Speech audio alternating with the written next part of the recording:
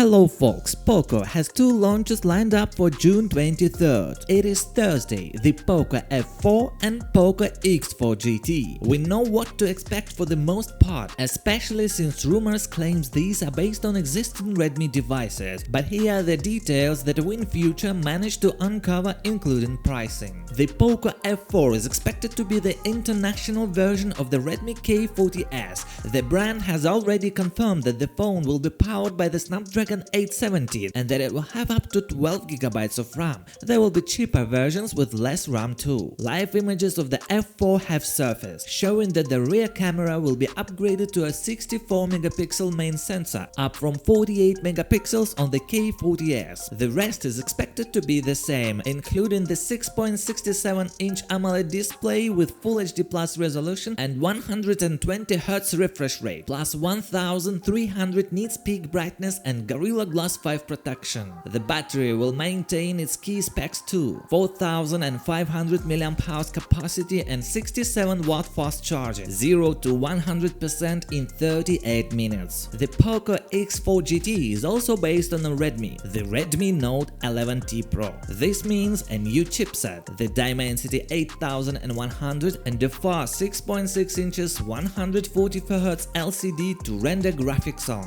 This will be fed by a slightly larger 5080 mAh battery, still with 67W fast charging. The cameras will be basically the same. Both phones will launch with Android 12 topped with Poco UI. Both will be dual SIM devices with 5G connectivity. There is no microSD slot, by the way. The two Pocos are expected to cost no more than 400 to 430 euros. How do they compare to their siblings that are already available on the market? The Poco F4 GT is powered by the Snapdragon 8 Gen 1, features 120W charging and some other upgrades, for example a 10-bit display. It carries a 550 euros price tag. The Poco X4 Pro is quite different from the X4 GT. This 270 euros phone has a 6.67 inches 120Hz AMOLED like the F4, a weaker Snapdragon 695 chipset, but flaunts a 108 megapixels main camera. And on the one hand, it's cool that company gives a lot of choice, but on the other hand, you literally cannot find a decent phone that gives you a whole package. If you got the chip, you don't have a camera. If it's camera, there is no battery, and so on.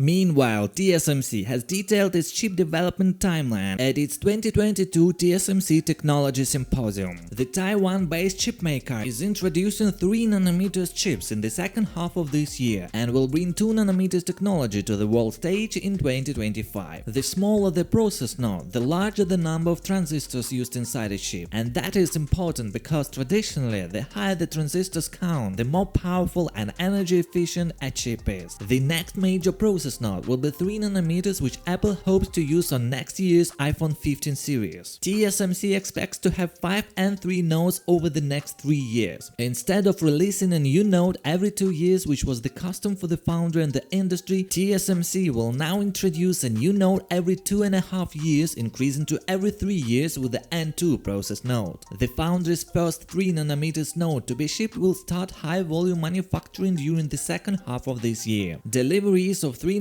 chips will start to take place in early 2023. According to AnandTech, N3 is made for early adopters, including Apple, who could take advantage of the increase in the performance and power delivered by leading-edge nodes. The N3E node reduces power consumption by 34% or delivers an 18% performance bump. By 2024, the foundry expects to offer its N3P node focusing on performance improvements. And N3S is the density-focused version of the 3nm node. Density tells us how many million transistors can fit into a square millimeter of space. High-density chips allow for more circuits to be placed on a chip while delivering higher operating speed. Meanwhile, Samsung Foundry will also begin mass production 3nm chips in 2022, but plans to begin producing 2nm chips in 2025 as well. So progress never stops and may it always be so. Guys, if you like the video, then share it with your friends. Thanks for watching and good luck to all.